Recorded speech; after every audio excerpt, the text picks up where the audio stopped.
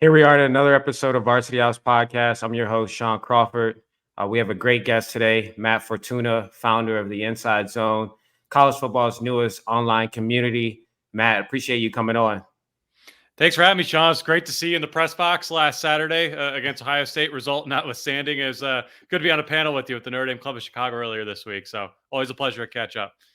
Yeah, and definitely. And, obviously being a former player and now being, like you mentioned, being able to go into press box and see it from a media's perspective. I definitely want to dive in and talk to you, being in the media and then also having to maybe see players out post career or maybe having to see players, while they're still playing. How hard is it for you, having to cover, having to do a job, but also, trying to respect the player as much as you can while, delivering the best piece of content that you can. Yeah, you definitely want to try to show that you're a human first, right? You're not just going to say fire everybody or rip everyone who makes a bad play or anything like that. It's a relationship business like anything else. And I think the more work you put in, the more thorough you are with your preparation, the more you're able to kind of speak the same language as the people you're interviewing. I think there's a respect factor that comes with that because, as you know now, like with social media, everyone has a platform now. Everyone has a mic. I think it's very easy, if you're a player or coach to say, well, the national narrative is everyone hates me or everyone thinks, I did this wrong or they're out to get me. And, when you're a beat writer or, a national writer and you're showing up and you could put a face and a name to a byline and really get to know someone on a human level. I think that, there's the world that's going to have their interpretation of what happened. And then there's people like me and my colleagues whose job is to actually find out what happened and try to interpret that to the world and in the words of the people who are telling it to us. So I think, the better understanding everyone has about what everyone's job is to do makes for a healthier relationship and environment for all. Mhm. And now you were previously at the Athletic, and now you founded your own company, your own media outlet. What was there any difference, or did you have to approach it any differently? Maybe when you had to report to someone else instead of now reporting on what you I guess get what you want to. Does did that content ever differ in any way? I don't think the content itself is different so much, Sean, so much as just right. Like I was at the Athletic for 6 years, and I was at ESPN for 6 years before that. So two really big companies with a lot of talented colleagues and a lot of people out there chasing the same stories, sometimes even from the same outlet. So my life's easier in that regard because I don't have to worry about what my colleagues may be working on, and I can just have free reign to write what I want to write. But as far as the process of reporting and things of that nature, it really hasn't changed at all. Most of the people I deal with, particularly at Notre Dame and plenty of other places, they know who I am. I know who they are. It's not, oh, ESPN's calling, oh, the Athletics calling. It's Matt's calling, and they know me for better or for worse in some cases. So in that regard, it's been very similar. hmm and definitely looking, we talk about Notre Dame a little bit, the Ohio State game. Looking back at that game, as a player, when you get into the locker room after a tough loss like that, the last thing you want to do is probably talk to media and hear about a question where you messed up, you didn't make the play, and you made a mistake, and then you're going to get asked about it, and you could even talk, look at Coach Freeman to where you have 10 players on the field and that's a question that he's going to have to answer. That's a question that he definitely doesn't want to hear. Obviously, a coach or a player goes in, into the locker room. They may debrief. They may figure out what they're going to say, get coached up on something like that. On the other side of it, you being on the media side of it, do you and having feelings maybe for Notre Dame, the emotional ties to it. Do you have to debrief and figure out what you're going to say so you don't, I guess, come off too emotional in the press conference or when you're writing your articles or anything like that? Yeah, like it's not a fun position to be in, right? Like in a situation like that. Obviously, the story itself, win or lose, is great because it's a great game, and there's going to be a winner who's happy and a loser who's not. But um, it's not a fun position to go into a locker room or press conference and face a player or coach right in the aftermath of their darkest hour. It's just not. It's not a naturally comfortable position for anyone to be in. It's not a pleasant position for anyone to be in. But it is necessary, right? Like this was a big game that tens of millions of people watch. That God knows how many people were in South Bend taking it in. Uh, there's an accountability factor. If they won, they would have come in and not pat themselves on the back, but be happy to talk about how great their performance was, and we would have been happy to write about how great their performance was. When they lost, that's the consequence of it at a big school and a big brand like Notre Dame. So again, you try to be as human as possible. In that case, it was a unique one. Um, because it's not like, obviously, the benefit of hindsight, we all know what happened, right? They had 10 on the field, they screwed up, yada yada yada. Where I think you were with me on the field, where we were in the complete opposite quarter, we were the complete opposite of the end zone at the end of the game. So I did not realize they had 10 on the field until I got to the media room, and some people had seen it on social media and started talking about it. And me personally, I always have a hard time like drilling down Marcus Freeman, a coach, a player, whomever, saying, why did this happen, when I didn't even see it with my own two eyes, or I don't even have the full perspective. Like, I'm going to ask questions to try to understand what happened and try to convey what happened to the public. But I didn't see that happen. And only after Marcus Freeman left did people realize, wait a minute, this didn't just happen on one play, it happened on two plays, which again is much worse. But again, I think speaks to the chaotic nature of those final couple minutes where no one seemed to have a clue what was going on either side of the ball. So it's definitely hectic. It's definitely chaotic. You know, to that point, it's a chaotic game, and obviously mistakes were made by Notre Dame at the end. But it was hard for a lot of us to process that in real time ourselves as third parties as well. So certainly it was an inexcusable mistake. You don't see that all the time. It's a terrible thing to happen at that point of that game of all games. But you try to figure out what happened. I thought Marcus Freeman, while saying what he had to say in the immediate aftermath of the game, once he was given 48 hours or so to essentially reflect and meet with reporters again on Monday, handled it about as well as you can handle a situation like that, owning it, taking accountability for it, not throwing anyone under the bus. We've seen plenty of coaches at other parts of the country, maybe not always fall on the sword for their players or their assistants in that regard as well. And anytime publicly you let that get out, you threaten fracturing the locker room and drawing more questions about your program and your habits. So it happened. Notre Dame's case, I'm sure they're trying their best to put it behind them. They've said all the right things so far. Ultimately, we'll see, right? If they play the kind of football we think they're capable of playing, it probably means they're over it and they're ready to put it behind them, move forward. If they lose to Duke or play poorly in some games they're expected to win, then I think that's when you wonder, did this game, because of the way they lost it, cost them more than just a win. Mm-hmm. Now you covered the team last year as well. Following the Ohio State game, and when we go back home, we played Marshall, and obviously the Ohio State game was, a very emotional game. It was a big game, primetime game, similar to the one we just played. And now we're following up. Obviously, last year's opponent was Marshall, but now we're following up with a Duke that's undefeated. It's college game day, their very first college game day, and so we played at Duke. Is a solid environment where I'm sure this time, they're going to have every single person out, all their alumni back for this game. It's talking to, Coach Freeman and talking to some of the players. Do you see any difference in, the week following the Ohio State game or the week following that loss that, that they've bounced back, or that they've, picked it up, their energy and ready to play against Duke this week? Yeah, I think it's different. It's hard to pinpoint exactly how, but it's just different. First and foremost, Marcus Freeman has a full season under his belt. Like last year, that was his first home game he was going into against Marshall. And I'm sure, like everyone else associated with Notre Dame and those of us in the media, you're overconfident. You were a big favorite going into that game. Under no circumstance did you even envision the idea of Marshall winning that game. In fact, I was at the Ohio State game last year. I was home for that Marshall game. I remember the block I live on had their block party that year, and I was planning on joining it after the game. And I remember texting my wife. I'm like, "Yeah, I'll be down early. It's Marshall. They'll win early. Game's close for a little." I'm like, "Game's a little close. I'll be down a little bit later." They're losing. I'm like, "All right, now they're gonna have to come back, so I'm gonna have to write and record about it. I'll be down later." Then they lose. It's like, "All right, I'm not coming down. I got to do a podcast, and we got to evaluate what happened and all that." Like, no one saw it happening. And again, Marcus Freeman was a first-year head coach. He had yet to win a game at that point.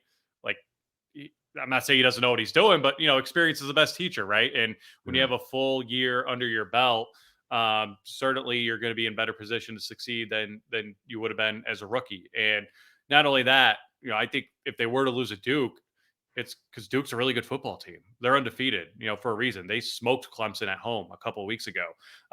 This isn't a game that Notre Dame's going to overlook by any stretch of the imagination. If they lose, it's because they either didn't play well or Duke just outplayed them. I don't think there's any sense or any danger of overlooking Duke. I don't know how you could do that given the way Duke has played so far this year. Mhm. Now, were you here when Coach Elko was here with us in Yep. 2017? Um, and so I had the benefit of playing for Coach Elko following our 4-8 season, and so he came in, and obviously with Coach Bayless as well. He came in with this new defense. We were flying around. We were pretty fast, but even just coming from Wake Forest and seeing what he did there with players like Jesse Bates and Cole along there, he usually has guys playing fast, putting them in the right position to make plays. And I've seen Duke this year. I think I've gave up a total of like 35 points so far. And so even playing for Coach Elko, it was like he does take a lot of crap, honestly. And so he doesn't take talk back and any of that. And so you're going to do your job or you're going to get replaced. And he does a great job of keeping people fresh, keeping bodies fresh in and off the field. And so when you were covering him a little bit, or during his time here, what were some things that you sought out and that you saw in Mike Elko that maybe made him a great coach? Yeah, not only that, Shaun, I did a lot of ACC football when I was at ESPN, so I was familiar with him from his work at Wake Forest before Mhm.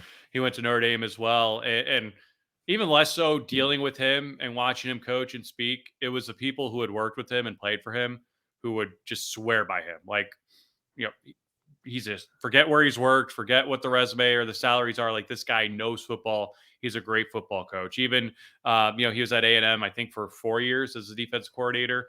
And myself and others in the industry I talked to were always surprised that he had not become a head coach earlier because he was that good. And even frankly, when he got the Duke job, like, look, it's a ACC head coaching job. It's not bad, but it was like Duke was in really bad shape when he got there. Duke's, a quote unquote basketball school. So it was like, Duke, is that the best he could do? Like, he's Mike Elko. He should be doing really well. And I don't think, I'm sure he'll be up for a number of bigger jobs, Michigan State among them, this offseason, assuming Duke continues to play really well this year. But he's a really good coach. He's very blue collar defensive guy, but he's also got an Ivy League background. He graduated from Penn, and I think he has that unique gift to be able to talk and converse with and recruit anybody. And I think he has a great way about him to get everyone to play greater than the sum of their parts. I mean, uh, you were there in 16, right? Yeah, so 15 Mhm. was your so. I mean, look, Yeah. 16 was a good. The team played terrible, but it was a good roster you guys had. Right. And he took essentially the same roster and overnight turned you guys into a very, very good defense. And Mhm. it always seemed like, and you could speak this obviously better than I could, but I'd always hear about, turnovers aren't an accident. We're going to spend the first 15 minutes learning on knocking the ball out and figure out ways to disrupt the offense. And that showed on the field. I mean, you guys forced a lot more turnovers in that 1 year with him than you did the year before. And there were just so many little things you'd hear about just what a great coach he was and how he's able to get guys to play at their best. And he's really done that everywhere he's been. Now, that being said, I did not see Duke winning 9 games last year. I did not see Duke beating Clemson the way they did this year and getting game day and getting this kind of stage. I think it's a testament to what he's done. I think he's hired a really good staff. Tyler Santucci, who I believe might have been with him when you were at Notre Dame, is I Yeah. think a really good up and coming defensive coordinator. And they've played lights out so far. So it's really impressive. And of course, it helps when you have an NFL quarterback under center and Riley Leonard. That's a guy who's played extremely good football this year as well. Mm.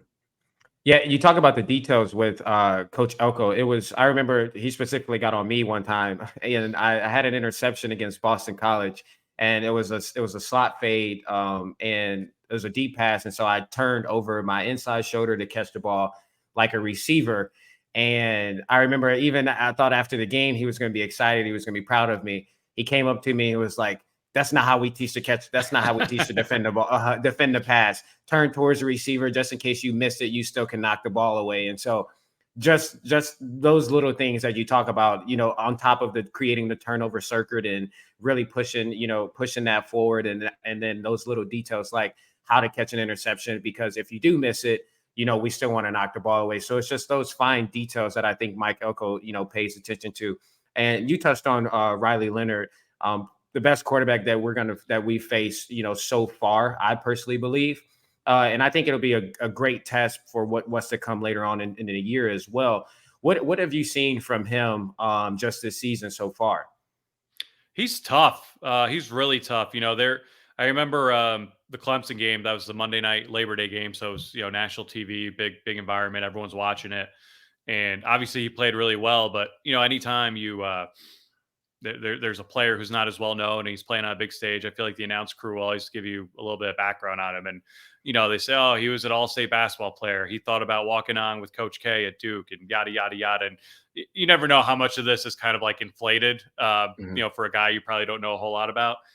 I don't know if you've seen it yet. If you haven't, after we record this, go on YouTube. This guy looked like the LeBron James of Alabama basketball. Like he is dunking over people left and right. Like the guy's an athlete. And you could tell that by watching him play, particularly some of those big runs where it's not just speed. He's running into people, running over people. He kind of embraces that contact. He makes the right decision.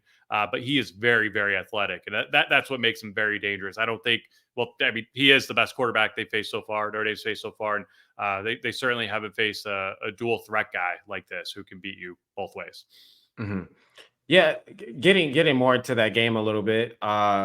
We talk about now. I want to talk about Duke's defense, and so I think they've done a great job of shutting defense or offenses down this year. But I do find one weakness that I saw just researching a little bit which is their run defense, and so I want to touch on that specifically a little bit, just because I felt that our offense, this past game, I thought we were running the ball like pretty solid, and even especially on our last offensive drive, I wish we ran it a little bit more. Sure.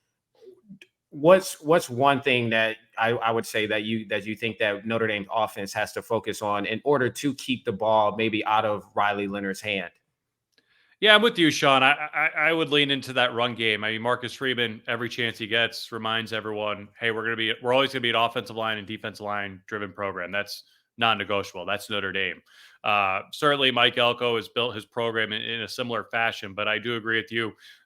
Not everything is working for Notre Dame in the first half. And for as much as we harp on the ending, I wish they ran the ball at the end, especially when you've got a big bruiser like Audric Esime, who had just broken off an 11-yard run. And, the second half, Notre Dame was averaging about 5 yards per carry with the running backs. I mean, they were doing about as good as you can do against the defensive line, as good as Ohio State's. And I think the game was lost there as much as anywhere else, along with not turning to Esime on multiple fourth and short plays earlier in the game. So I don't think I don't want to speak for people in the locker room. I don't think they've lost confidence in the run game. I don't think they're doubting themselves, but I do think this is a game where you can kind of remind yourselves and everyone else, this is how we play ball. This is what we're about. Like when you look at Notre Dame against ACC teams historically, they fared incredibly well. They haven't lost a regular season ACC game, I think, since that Miami game in 2017. And it's because Notre Dame's built like a Big Ten team, right? They're physical. They run the ball. They stop the run.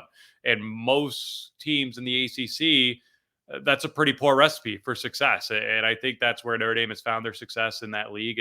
And that's something they're going to have to lean into once again this Saturday night. Mm-hmm.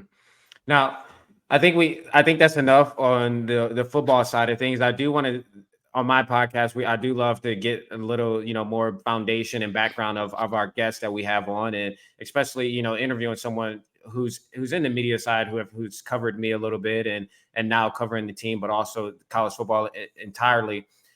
I personally first want to ask just, what got you into, wanting to cover college football and wanting to go into the media route? Because obviously, for me, I couldn't have guessed that I would be doing this at all. Like when from having to answer questions about injuries or having to answer questions about staying for 6 years and all those other things. Before COVID, by the way, before that was cool. Before it was a thing, but going into the media, it was like a long shot for me. But, obviously this could have been a dream for you, or you could have stumbled upon it as well. So definitely want to just touch on that and just see how your path has, got you to where you are today.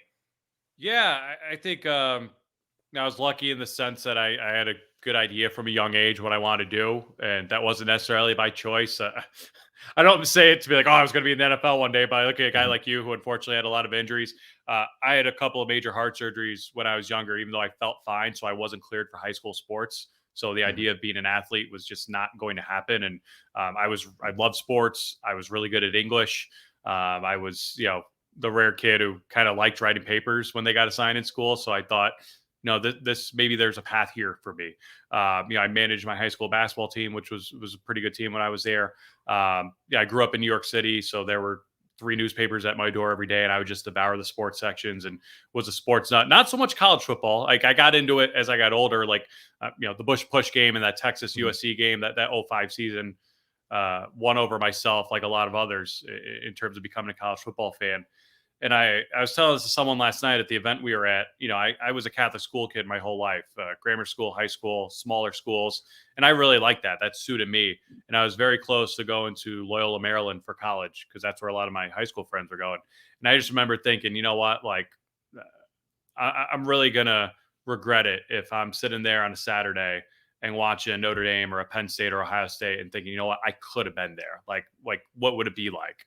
And so I went to Penn State. They had a good communication school. It was about 4 hours away from me in New York. Joined the school paper.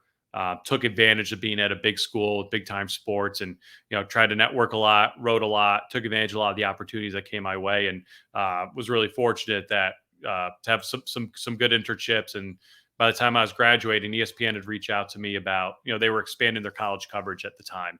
And so we had kept the lines of communication open for a while. Funny enough, I was initially hired to cover Ohio State, and I was about to move to Columbus after college, and something happened with another guy they're going to hire where they basically couldn't do it. And they said, Mhm. would you mind covering Notre Dame? I just want a job. I'll go anywhere. Notre Dame, sure. And they weren't even that good at the time, but I was very excited, especially, I had some family in Chicago, and they're all Irish Catholics. And so that meant a lot to them as well.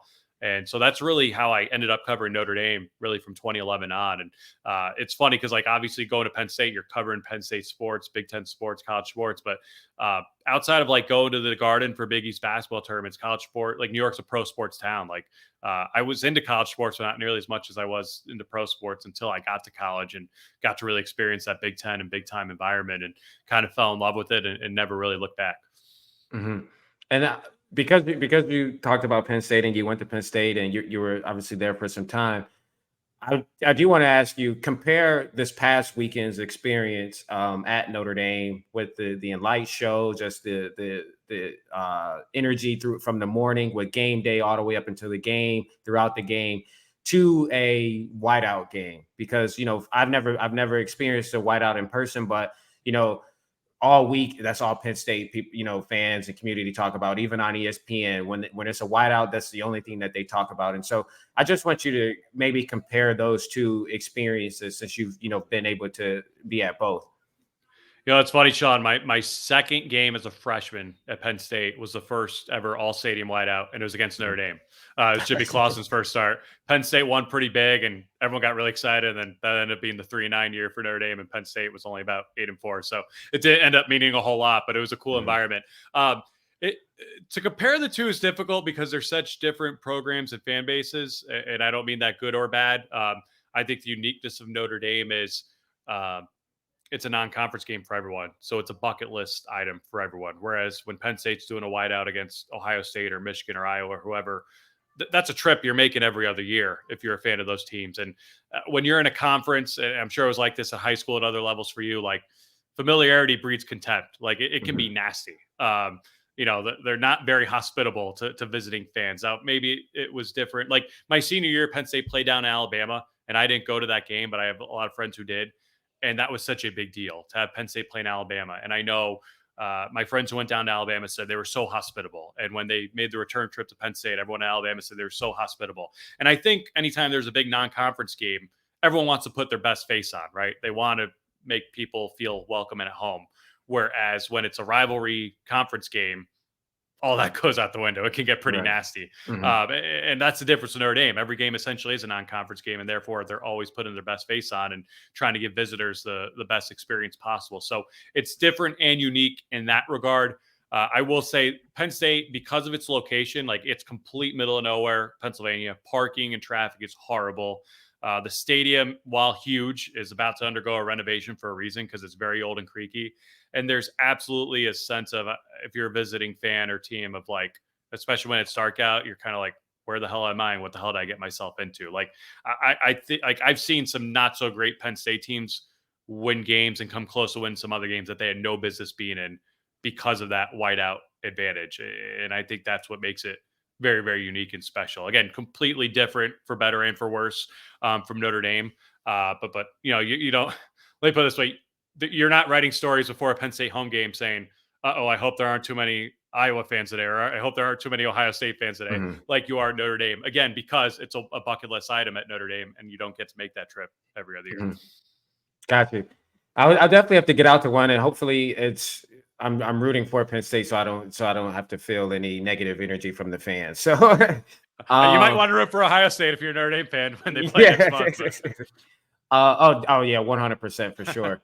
But now moving forward to you get the job with ESPN and then you move on to the Athletic. I feel like for someone who wants to be in media and someone who wants to be a reporter, that's probably a dream job.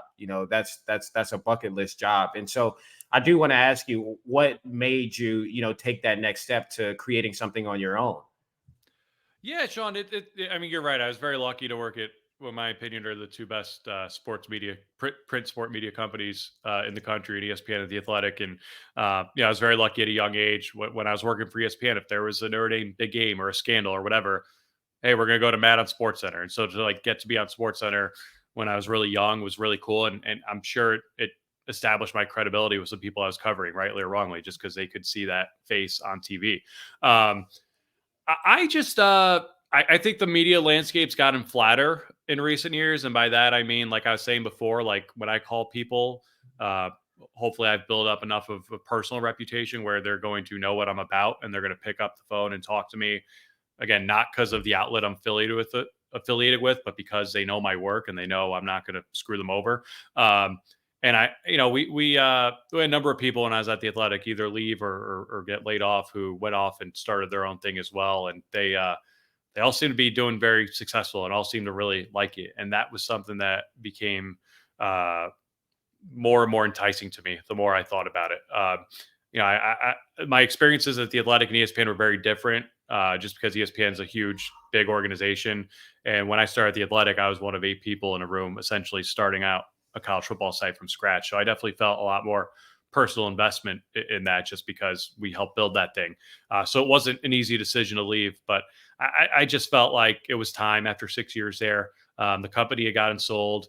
There were a number of layoffs, and my heart goes out to those who lost their jobs. But I survived enough of those to the point where I'm looking around and I'm thinking to myself, all right, like, is that all I'm doing here, hanging on? Like, I need another challenge. I need to do something on my own. I need to elevate my ceiling, so to speak, from a career standpoint, and to have the more freedom to do things like this, to do the Mhm. independent podcast with Pete. We were at the Stadium offices together this week, to do more work with Stadium on the TV side. I just felt I need a little bit more freedom and flexibility to write on my own terms and to do more, more in the multimedia space, because I think there are a lot more opportunities out there right now, whether you're a freelancer or a full-time employee elsewhere, to pursue those. And I want to take my chance and shoot my shot trying to do that. Mhm. Yeah, and with the ability, you said this yesterday, but with the ability to cover the entire landscape of college football, you had the opportunity to go see Colorado's Week 1 game at TCU. Um, it's kind of just being able to talk about from the lens that you have of covering the entire landscape of college football. What makes college football so great to where, because obviously there's other leagues, there's other sports as well, but what for you, what makes it so great? I guess just how different it is everywhere, right? I mean, you get to go to so many parts of the country that you're just not going to accidentally fall into if you're on a road trip or if you're flying somewhere. State College, Pennsylvania, South Bend, Indiana, Clemson, South Carolina. Like, there are all these towns and communities that are pretty much affected by and sustained by major college football. And I think the regionality of the sport is so great because, look, I grew up in New York City, like a big metropolitan liberal area. I've lived most of my life in Chicago, another big metropolitan liberal area. Uh, I get to spend so much time in the South and in Texas and in other parts of the country that, you know, a kid with my background normally wouldn't get to spend. And you get to experience other traditions and customs and food and all these other cool things that I just think, like, I've always loved traveling. And I think there's no better sport. There's nothing better than college sports if you're into that, because you get to go to so many unique places. And I just love how the whole my team's better than your team, my conference is better than your Mhm. conference. I love how you could take 15 different people and show them one game and you'll come away with 15 different perspectives. Like it's just it can be maddening at times, but it's also what makes the Mhm. sport in this country so great. It's just the vast array of opinions and perspectives on a number of different things. So I really like that. And candidly, I might be in the minority when I say this. I really like NIL and the portal and all that because I'm not gonna lie, I felt very dirty covering a sport where everyone was getting paid except the actual labor for so many years, and now that everyone's can go get there, so to speak, and do it above board, I'm at much more peace with it, and Mhm. I just think that's the way it always should have been, and I'm glad it's moving in that direction. It doesn't mean it's perfect, but I just think it's a really really good thing for the sport. Mhm. I'll plug Notre Dame a little bit before we get off, but you talk about being able to go around, the entire country into these different environments and play or experience different conferences, different, teams and leagues. But I would just say that's Notre Dame football, honestly. One of the biggest reasons that I went to Notre Dame for me was to be able to play against, different styles of football. We were going to play against Big Ten teams. We were going to play ACC teams, Pac-12 teams, even some Big 12 teams, and that to me, interests me a lot. Being able to go out. The first time that I even entered Yankee Stadium was a Notre Dame game. Being able to go into Cowboy Stadium was with Notre Dame, and so playing in Miami and at their stadium, and so doing all these things, and you mentioned, that's just the art of college football. That's the best thing about college football. Well, I would say Notre Dame gives you that experience for sure.